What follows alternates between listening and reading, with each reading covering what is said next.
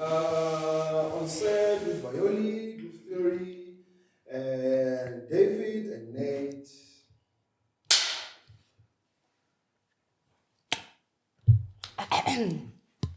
Okay, so today's episode is a different one, but it's a good one. I'm sitting next to someone who's behind one of Joburg's Sunday escapes. Never rush a Sunday. Whether you've been there, whether you've heard about it, or seen images on Instagram, today we're going to be talking about it all, from where it started to how it became that girl and everything in between. So let us introduce the man of the moment. David! Okay, let's do it. Yeah, I was about to.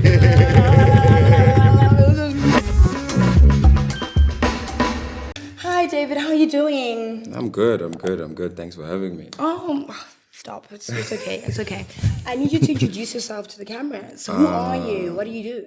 I'm DavidFundraiser. I'm a chief creative strategist. And I happen to be part of a property called Never Rush a Sunday. Mm-hmm. Apparently that's why I'm here. So yes. Let's talk about it. Yeah, so I also want to start with the name. Never Rush a Sunday. Never Rush a Sunday. How did that come about? I mean, I know it means sort of like Sunday, you understand? But like, how did that name come about? So actually, the name for the property comes from a playlist that was curated by Arnold Saison. They had an event property, I think, called Saison Sundays. Yeah. So they had a playlist that curated called Never Rush a Sunday. And we had just come off the back of a trip to Ghana where we kind of like got to experience other event properties such as ours, where R&B and eclectic sounds were like kind of like the heroes of the day at those events. So we wanted to create a property that kind of like resonated with the market and had that kind of like sound. And that's where we kind of, so we ended up collaborating with the Saison Sunday team. We started curating Never Rush a Sunday, launched it in Cape Town, and then actually many people don't even know that. Launched it in Cape Town, and then we had our first event 2 years ago in Feb here in Joburg. And then how did the idea start, Never Rush a Sunday? We just needed an escape, there's so much happening in the urban space right now. There's so many booming sounds, piano being one of them.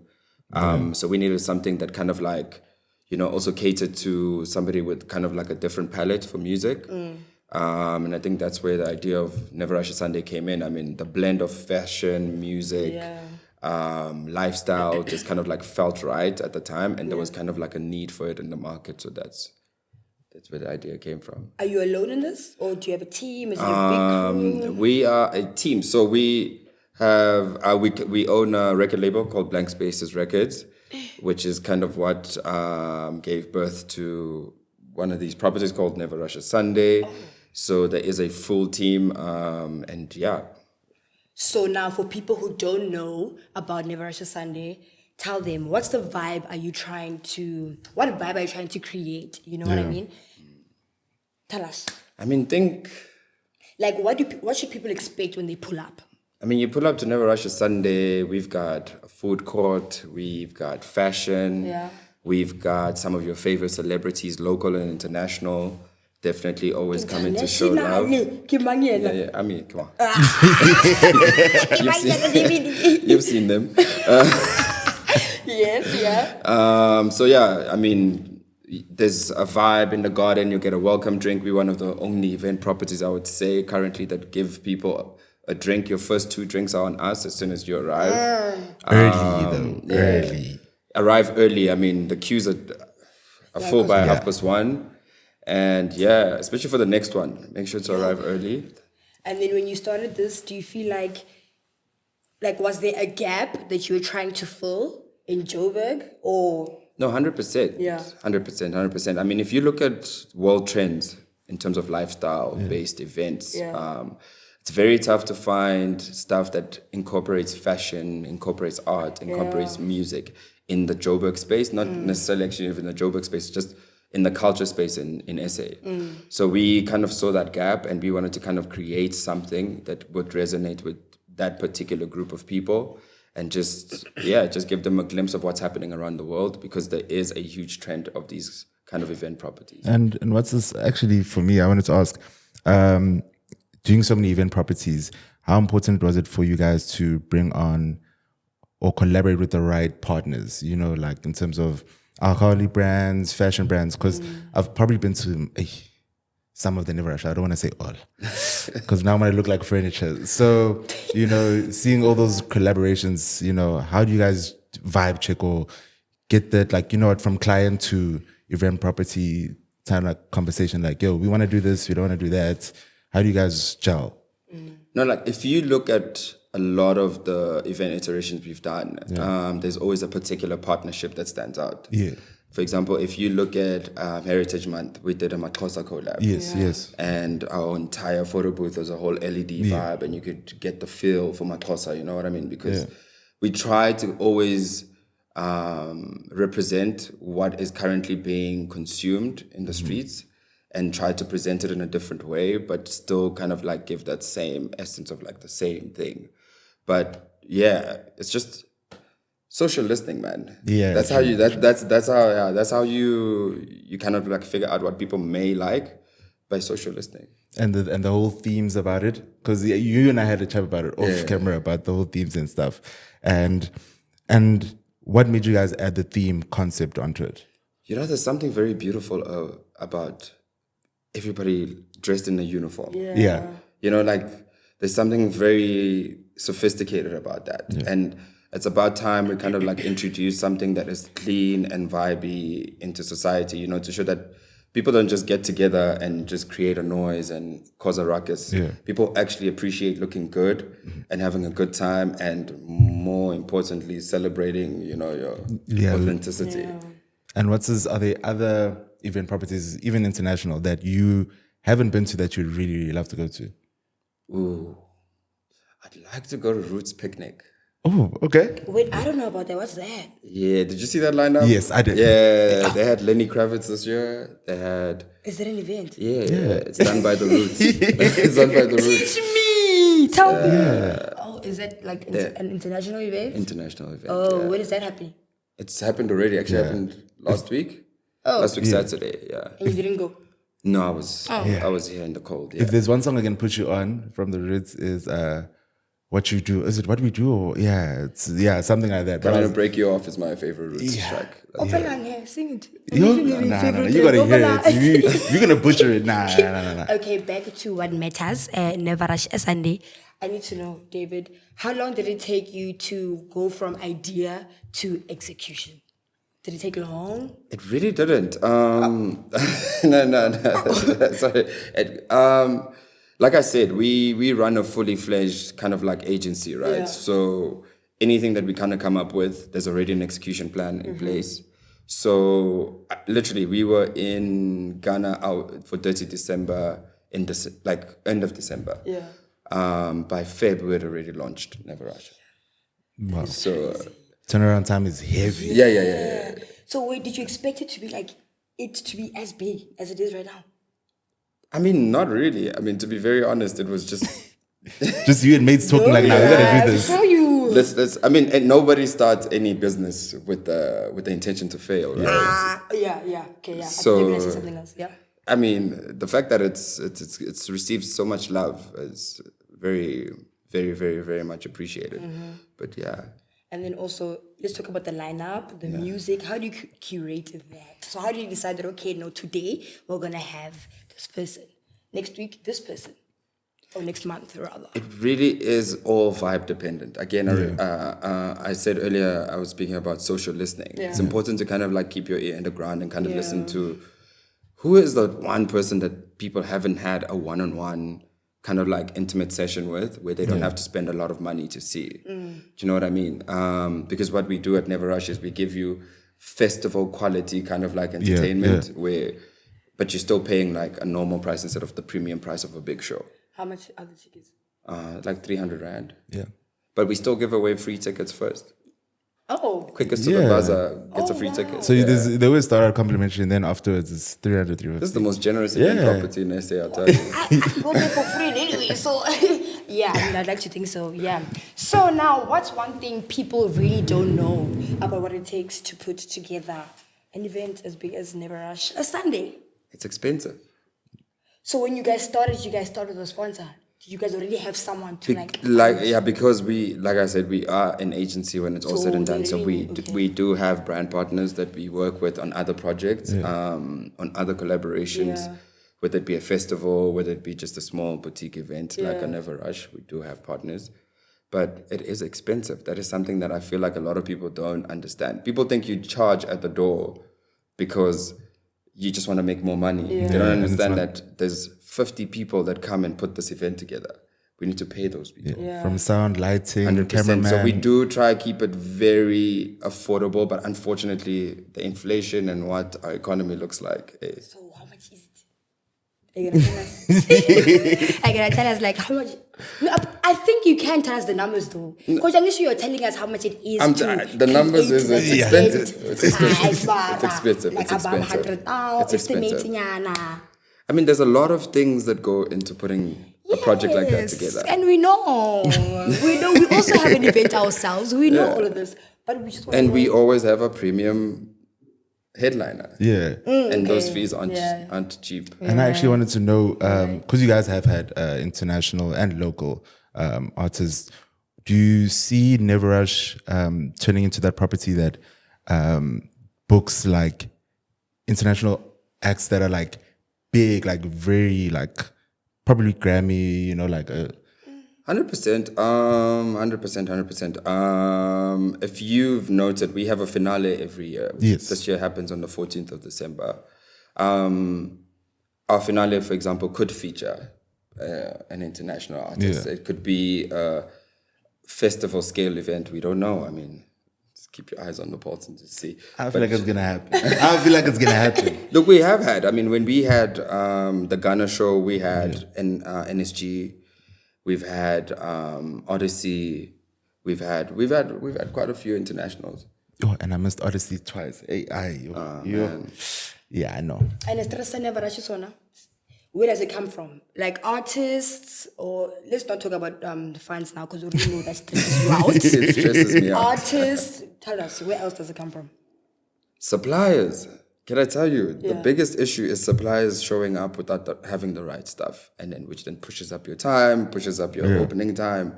The later you open, the later you start trading at the bar, which means less you make. I would say suppliers, finding reliable suppliers is so difficult. But we've managed to create such fruitful relationships or strong relationships with quite a few suppliers. So we are kind of like getting way better at dealing with that. But the biggest stress would always have to be suppliers. But also people's safety. True. Like ensuring people are always safe, because we are a zero incident kind of event property. So making sure that reputation sticks. How many people come through to your event? I've seen a lot. Yeah, no. Look, I mean, sometimes David, we can't present Never Rush. but David, we've increased the space for you guys. I mean, we've tried to definitely increase the space. We're increasing bars now, which means you have more movement. We've introduced the upstairs area as well, which is really dope. But that means more money. One would think, but no. Okay. We're safe. We're good. One would think. I mean, we've seen 2,000 people there. Outside of country, we've seen about 4,000 people. So it is. I mean, it depends. It's how you scale it. And do people come like everybody? Those 4,000 people. Yeah. But the theme. The theme. One of the biggest themes we had when we were traveling is purple. In the middle of Accra, imagine how hot it is. And people, and people showed up in the purple. Oh my gosh! So what's your next color? We're doing gin to gin. Yeah, gin to gin. My Spirit. Oh my gosh! Invite me. You invited. So now also with collabs, so people who maybe want to collab with Never Rush, how does that? How do we do that? How does that go? How does it work, rather? I mean, if you know Never Rush, we're always open to collabs. That's how we started. So we will always be open to doing that. It's basically how we give back to our space. Just hit us up, DM. Our community manager is super responsive. Yeah. He'll hit you up and we'll figure something out. And then if they don't have the funds? Like I said, we do make free tickets available. Okay. It's first to the buzzer. I think that's the main point. Like people will just, you let them know like a day before, like tickets are going live, and then maybe you have a meeting 12 o'clock. By 1, all the tickets are gone. Now you have to buy. So it's like that sometimes. And what's this?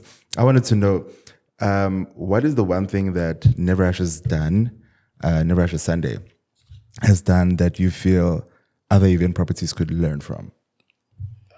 Something that you've got right.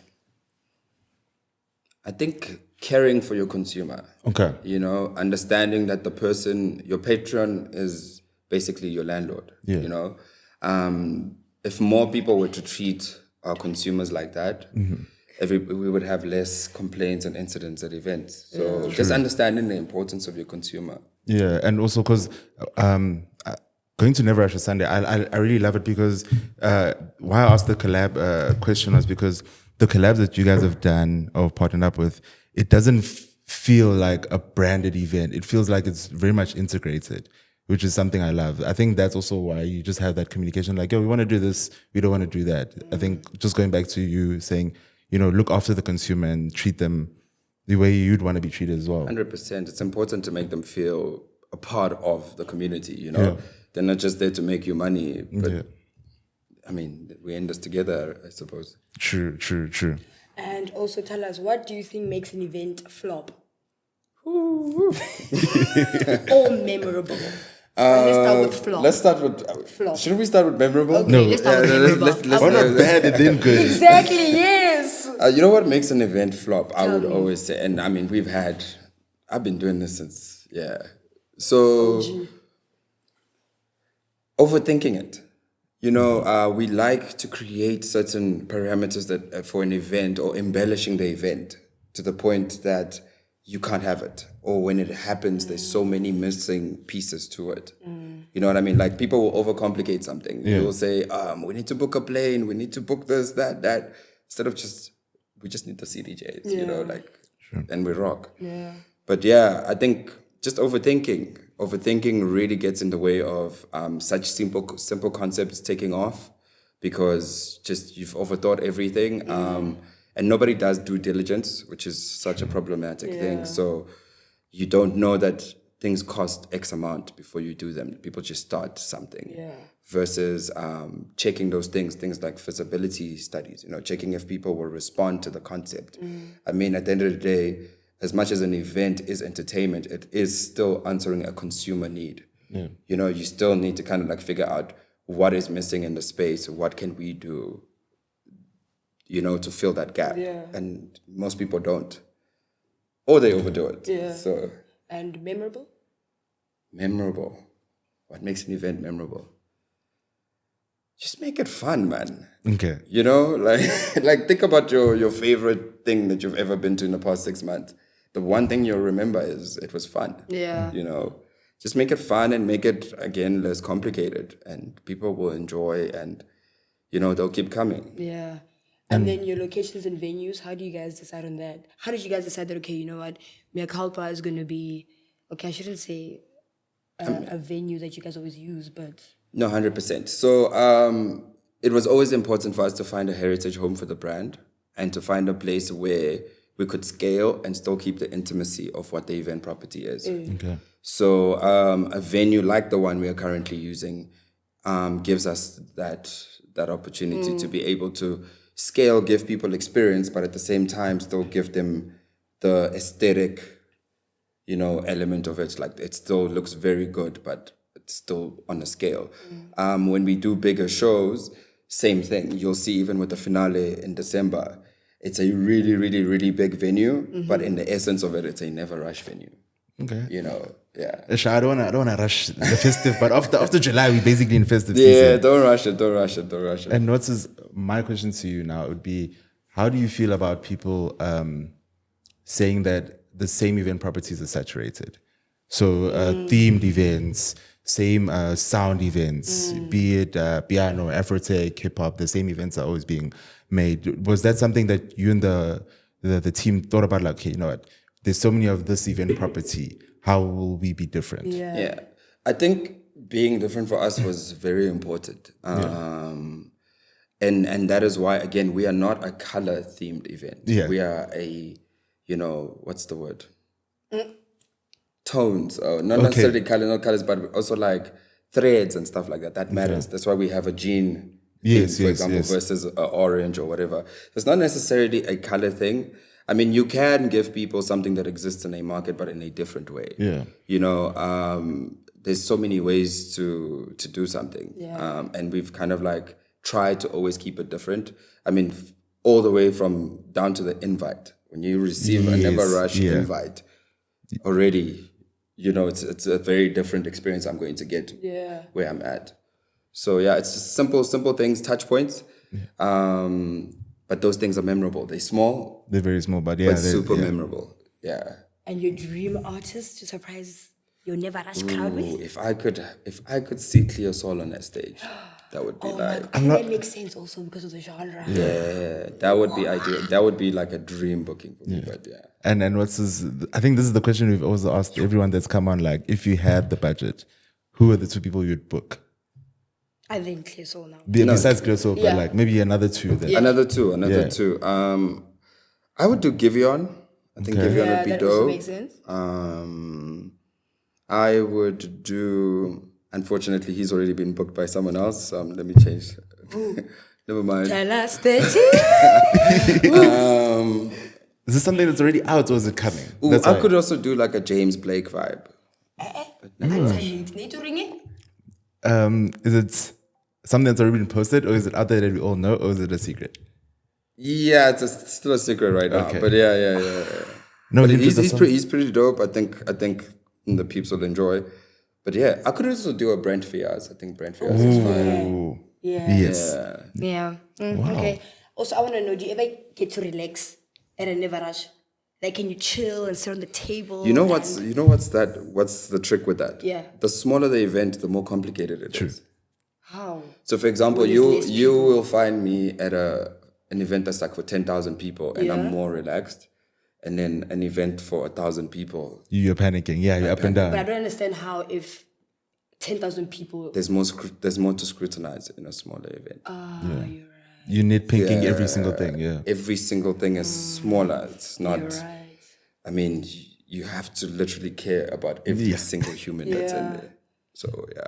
Also, David, did you tell us what exactly you do in like the team, since you said it's kind of a big team? Yeah, so I am obviously the creative strategist. I am responsible for brand relationships, brand liaisons, collaborations. So every single kind of thing that we do in and out of market, I kind of like look after that. Yeah. And developing the market, coming up with new concepts and stuff like that. Oh, so who picks the themes? Everybody, actually. Why? How? Literally. And then we have a brilliant writer Stephen of Kent. We come up with a theme and then he'll come up with a very beautiful invite. Yeah. Or like very beautiful copy that goes with the invite, which is really dope. Yeah. So who came up with the jean to jean? Who was like, oh my gosh, I think we should do denim or jean to jean? This came about last year. We had a relationship with Levi's. Yeah. So we needed something that kind of would fit the brand. And I mean, we ran a lot of stuff. I mean, we have another jean collab right now. We're probably going to announce that tomorrow. Can I guess? Okay, then Can I guess? tell us. This is not coming out Can I guess? tomorrow.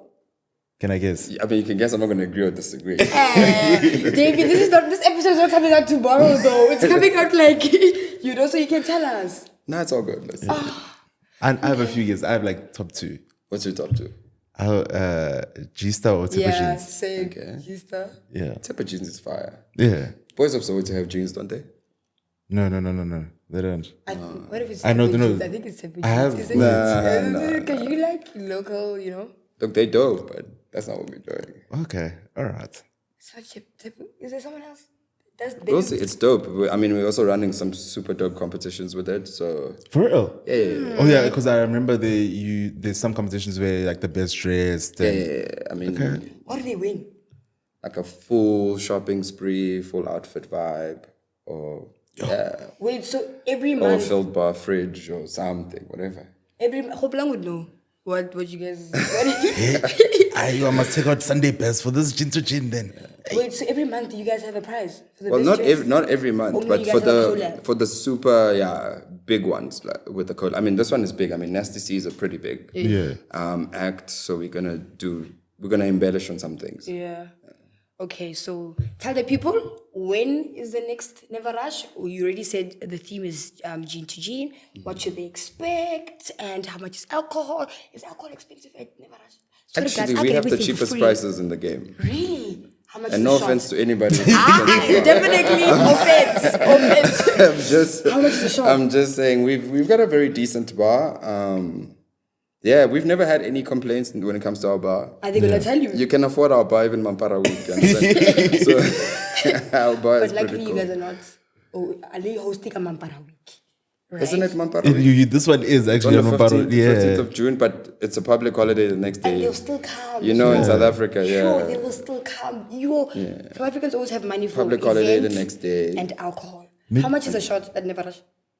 I mean, I don't know. Come through. Come through and figure out the price. I don't know. Maybe you could tell us why is alcohol events so expensive? No, besides Never Rush on Sunday, other events that you've probably gone to. It's And literally yours was cheap. it's literally what I touched on earlier. It costs money to do these events. Yeah. It costs money to give you the best entertainment. Artists are not exactly also easy on us when it comes to fees. Yeah. So we need to kind of like have a trade-off somewhere. At the end of the day, this is a business. Yeah. And we have mouths to feed. You know what I mean? Yeah, that's all it is. It's really not even like a greedy thing. It's very expensive. I mean, look at the price of milk if you have questions about how expensive things are right now. And a lot of people need to get paid. And if we undercharge, we won't be able to pay those people. But also, you're saying your alcohol is cheap. Not cheap, it's affordable. Affordable is the word, yes. But now Nate is asking. Okay, well, you're not asking that now. I'm asking. Okay. How come other events, why do they charge so much and you guys are charging? Yours is affordable. I- What are you guys doing that they're not doing? I won't lie to you, I don't know. Yeah. I know with some things are priced a certain way because of the quality of that particular thing, or maybe to curate a crowd through the pricing. I don't know. I really don't know. I'm not saying we are selling below the market price. I am just it's saying, affordable. yes, we haven't gone crazy with the markups. Yeah. Okay. So Okay, David. Well, you finished all my questions because everything of yours is just straightforward. Guys on the floor, do you guys have any questions for I'll ask our him lovely something. brother? I'll ask him something. So, Spicy. I'm like, no, come on. I'm like, he said he won't answer me. I'm just gonna keep talking. so for you, what would you like to see other event properties do? Like besides Never Rush Sunday, because it's an amazing event. I love it. I've been there a lot of times. What would you like other organizers or your other? Advise them. Yeah. I get it, You know what we need to do, and it's something that is lacking in this market so badly. If you look at other event properties that are similar to ours around the world, whether it's in DC, Detroit, or ATL, what sets them apart is that they collaborate. Yeah. You know, every single event has a target audience or a niche market that they speak to. If you combine my event and your event, we both get to speak to these people. You know what I mean? Yeah. And in South Africa, that is not something that happens a lot. It does happen in very isolated situations, but it's not the rule, you know? Yeah. I think if we collaborated a bit more, because then we'll then get to trade, you know, ideas, execution plans. Maybe we do maybe we have access to a certain lineup. Maybe you have access to a certain venue. Maybe you have, it also just decreases the cost. And back to your question, it'll make the alcohol affordable. Yeah. You know what I mean? Like there's so many things that I think that we could, you know, kind of like learn from our counterparts around the world. And we could do the same instead of glory hogging, you know, like if we collaborated, we would have such better events. It doesn't matter where it is, it just would be so much better. Do you think everyone coming over this side and like taking our style and taking it that side is good, or should we just because everyone's saying we must like build the infrastructure like for us to grow and everything like that. Do you think it's a good idea, or? That is such a loaded question because I feel like I've answered it in so many interviews this year. By taking, how do you mean? Like, how do you mean? They come and take, who's they? Yeah. Yeah, man, I wouldn't say like they would take our ideas and stuff like that. But, you know, a lot of the artists go over that side, a lot of DJs and stuff like that. And a lot of people from overseas will come and do events this side with us. No, 100%. And then, you know, obviously they'll collab with the local market and stuff like that. Whereas we could have done it ourselves. 100%. But you see, that goes back to what I just said earlier. If we collaborated a bit more, like, for example, if you go to the UK has so many event properties that are named South African names, and they're not run by South African people. Wow. You know, you'll find Sisonke, for example, that's run by Mark and the boys or whoever in the UK, you know what I mean? So in that respect, in that regard, I definitely think that that's not cool. I mean, if they were doing an event like that and then having somebody from SA as part of their team, that would make that cool because then they're giving back to the culture. Versus they've looked at the culture and you looked at what's happening and you're like, we can recreate this without them. True. Which is, you know, it's also a catch-22, right? Because we looked at a lot of stuff that was happening in America and recreated it. We didn't involve them in the stuff we recreated, you know what I mean? So it's a tough question to answer. I don't know. Nah, I get you 100%. And how would you this question, let me let it slide. Let me let it slide. No, ask the question. So with your new event property, Sisonke, tell us about that. What came about and why? Sisonke is an event property that we came up with that is dedicated. It's almost like an homage to Afro House. Okay. Afro House is an authentically South African, you know, genre that is doing so much in the world that is starting to peak. It's almost getting recognized as much as piano is right now. You know, and we wanted to create something that was authentically South African that we could carry to the world. Sisonke is curated as an international event property.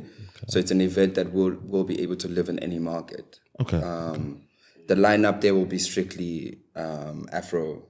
So even if it's Tom, it's Afrotech, Afro-Tom, you know, or Tech-Tom, whatever they call it. But so it's very important for us to just kind of like help create platforms that kind of push certain genres, or create a platform where certain artists from those particular genres can come and, you know, showcase their talent. Because we have an international audience, it's very important to create platforms or stages where people can also have access to that audience, you know what I mean? Or our audience can also have access to what's happening in SA. Even with DJs and artists, you know, up and coming ones, you know, a lot of them will ask like, how do I get onto the lineup? Can I do this and that? How do they reach you guys in terms of doing that? Like I said, we run a very strong community management department in our company. So if you DM, say something on the page, you will get a response immediately. And we'll always try to put people on. I mean, if you look at Never Rush, for example, we've had residencies that have been there since the beginning. And what that's done for their careers is amazing. You know what I mean? We're trying to create the same platform for the Afro House community through Sisonke. Tickets for Sisonke, is it also $300? We gave away quite a bit of tickets. Like I said, if you click on the link early, it's literally our business model to always invite the community. At the end of the day, we are selling you a new concept. It is important to give you an opportunity to come and see it for yourself. Oh, so you're not selling now? We are selling now. And how much is it? 300. Oh, also both? Yeah. Oh, okay. Super chill. Affordable. I'm looking forward to it. Yeah, it's gonna be really, really cool. It'll be very dope to see how the market responds to a platform such as this. I mean, we've had successful platforms like it that have done really well. We just want to bring something new to that space, something that is sexy, something that is very unique. It's very cool. You know, we want to introduce fashion to that space. We want to introduce art into that space. Like, you don't have to just, I mean, you go to a house or a dance something or event or whatever, and there's just, you know, a specific criteria of people. And we want to kind of like fix that to say it's accessible to everybody and you can come through, have fun, enjoy some really cool sounds. So when you say you want to introduce fashion to that space, how? Through themes? Not even just through themes, it's just through the curation. You'll see a lot of the people that we'll start to announce on the lineup are very much part of the culture. A lot of the brands that you will see us collaborating with will be brands that give back to the culture or kind of like assist the culture in some way, in one way, shape or form. Yeah. And what's this your dream collab in terms of event? Because you want event properties and other organizers to collab with each other. Who would you collab with in event organizer wise, or dream collabs Locally? locally? We've First. collaborated with Yeah. all the major ones, right? So, I Big flex, big flex. that was not even intended. That was not even intended as that. Dream collab. Yeah. How many Collabs. people can collaborate? More, as many as you can. Am I creating a dream collab, or am I saying who would we want to collaborate with? Your all-star dream collab with event organizers. Imagine if you had a weekend at Sun City, right? You know the Fontaine Homecoming. Yeah, Fun weekend? City, yeah. But then you had access to a Strictly Soul, Never Rush a Sunday, X, Pantone Sundays, or then you have like a sound set vibe. But imagine like a festival of events happening like in one weekend. You open up on a Thursday, close that up on a Monday. I would. That So sounds what's so stopping nice. you guys from doing that That'd be now? fire. Hello. That would really fire. Yeah, that'll be fire. I don't know. Okay. Because I know all the event properties have different consumers. 100%, but Yeah. imagine all of those consumers together. congregated together. I would love that. I really love that.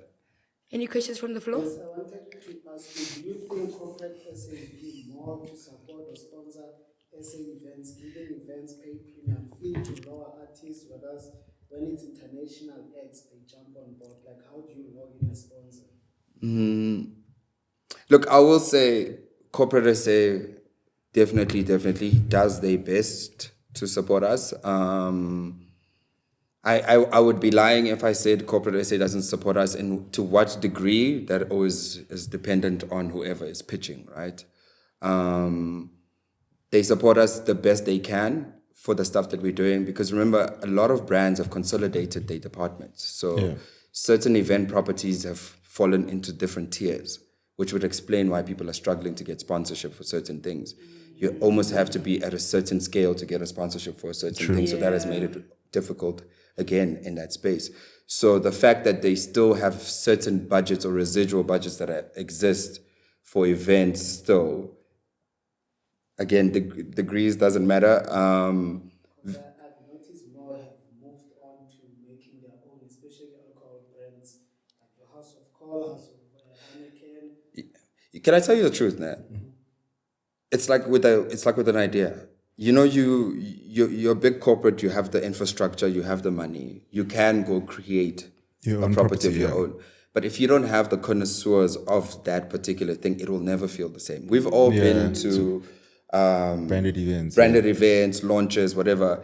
It's great to be there, but there is no experience. There's no, there's certain elements that, like found lacking, So it is important for those brands. I would even say that if brands are starting to do that on their own, they still need to get consultants from the culture. Yeah.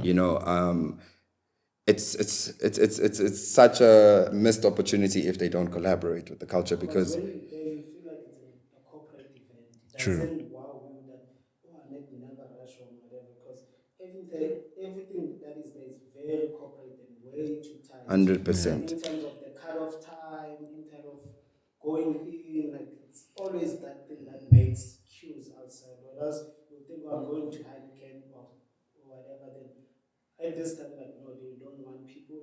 Whereas there's so many tickets for people to come in, then from there there's those cut-off time. Yeah, it's very sad, and the reality is, look, brands also have their own KPIs. Yeah. They have allocated budget for those particular brand exercises. Whether they want to use existing people in the culture, that's to their own discretion. I mean, I would obviously advise that they do, but most don't, and we've all been to those events. We've seen the results of those events. It's just, if they just need to reach out and collaborate with as many people as they possibly can, and those experiences will be better, and that budget will be better used. Do you think, in your own experience, coming to events and doing events is a lucrative business and what's the risk? I will start off by saying super lucrative. I mean, my first event, I was 16 maybe. And I think we made like 200K. It's, you know what I mean? Like, and it was crazy for us when we made that amount of money because we didn't realize that you could do that without, doing the traditional career of like, doing something else. Yeah. So obviously when we started doing it more in varsity and we started to see how much money you could actually make out of this and how many opportunities we were creating. Some people were paying off their school fees off this. Yeah. So it is lucrative if you treat it as a business. That means Navarasha Sunday is making more than 200,000, guys. No, because he was 16. No, and that no, first no. event made 200K. That was not the point of that statement. All right. Any more questions from the floor before we wrap this up with our brother David? Okay. David, just give advice for someone who maybe wants to start their own event. Except the fact that have funds. What else? Hey, yo, you don't even have to have the funds. I'm kidding. No people? Yeah, don't be scared to collaborate. Don't be scared to ask for help. Yeah. There's so many people who are actually looking for fresh ideas, young blood. Yeah. Don't be scared to DM. Most of the people that I currently know, some I DM'd one day. Yeah. And they happened to respond, which was really nice. Thanks for responding. But you reach out. Yeah. There's so many people who are very keen to help. Yeah. It's actually that simple. And there we have it. Nate, do you want to give us the outro? Wow. Give it to us. Nah, well, I go by Nate. Ndlovu Katsheni, Khathaza amanye amadoda uBhebhe, Nene. But yeah, man, thank you for watching YMZ. And can't wait to see you at the next. What? Group theory, please. Oh, group okay, theory, back to yes. Nate. I was getting there. Okay. Thank you for watching. Thank you for watching Group Theory. Hope to see you at the next House of YMZ. Everybody knows I would have done better, but it's okay. Bye. Cheers. Cheers. Cheers, thank you. I'm joking. It's not that.